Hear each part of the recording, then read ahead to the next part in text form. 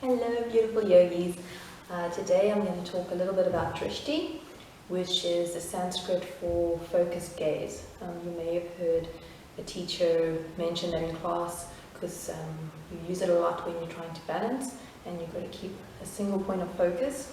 So when, for instance, we're in dancer or tree pose or half moon, then we look at a fixed point and it helps us keep our balance. That's Drishti on the mat.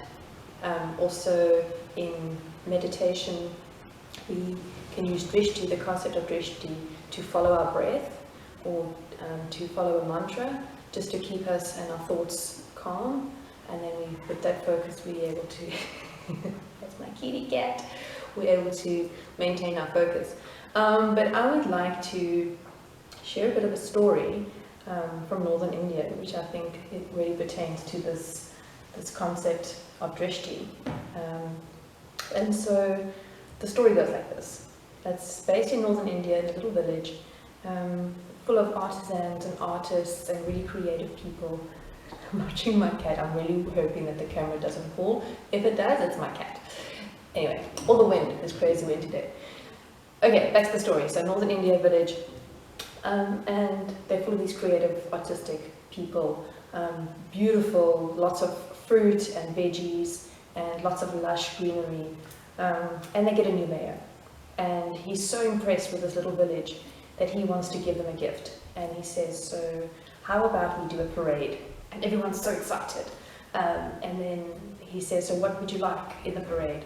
And then people come up with all the ideas, and they're like, oh, we want to sell our crafts, we want to sell our fruit and our veg, and we want it to be like a real community affair with everyone, kids running around, and lots of fruit and veg for sale, and we would really, really love an elephant.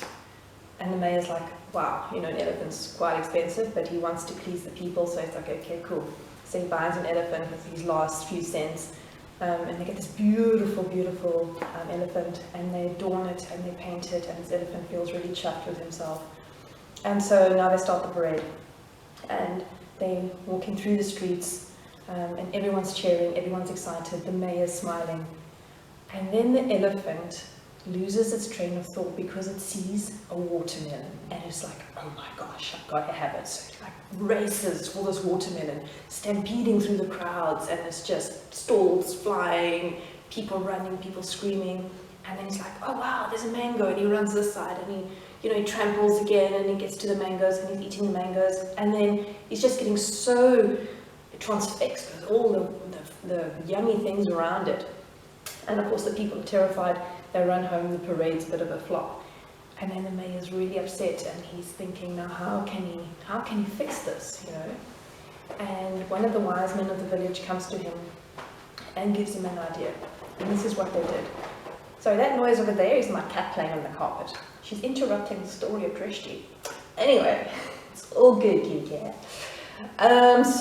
The wise man says, we need to give the elephant something to focus on. So what he does is, they place a flower, a beautiful flower, on the elephant's trunk, and allow the elephant to carry it as he walks. And they have another parade.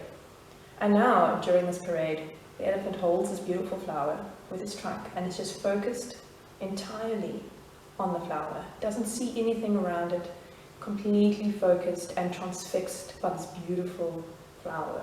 And that is the concept of Drishti. And we can apply it so much more than on the mat or with meditation.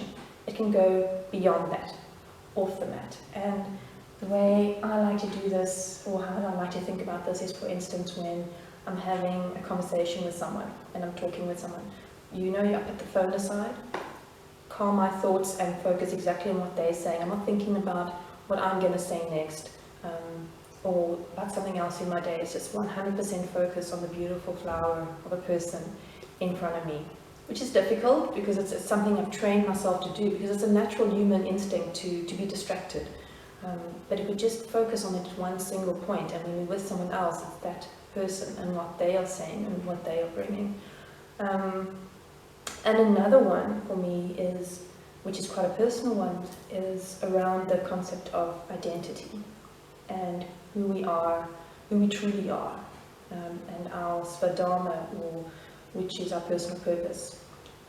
And for a very long time, most of my life, I was distracted, like the elephant, looking at what I should be, what the world considers beautiful, what the world considers successful, what my parents or my partner considered successful or amazing.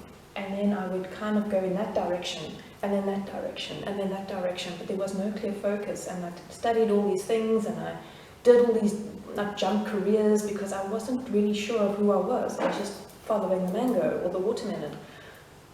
And then, very recently, I became quite clear.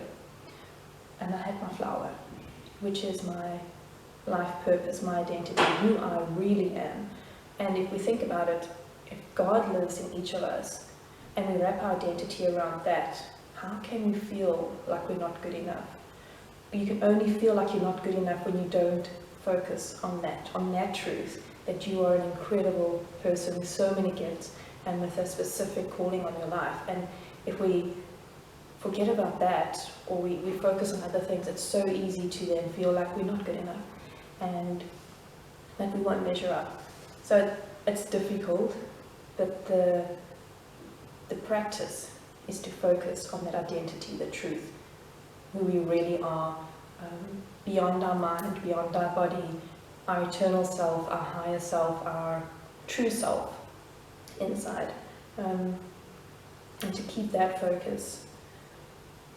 And then that just opens up this whole beautiful world, because everything around us calms down, and we can get so much more done because we've got that clear, very clear focus. And that's what I'd like to offer you today, to think about where your true identity is, what your purpose is, and how you can focus more on that and kind of blur the rest.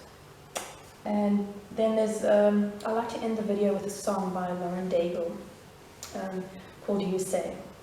And it kind of fits right in with this, because it's that concept of who does God say you are when things are crazy and you feel like you're just not good enough, and there's so much going on and you don't know what your true purpose is, who you really are, your identity.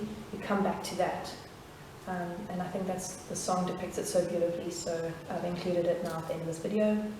And Azzie, do you want to come say hi? My cat wants to come say hi, I hope. Come. Come say hello to the peeps. Come say hello to the peeps. This is Azzie cat. This is my little cat.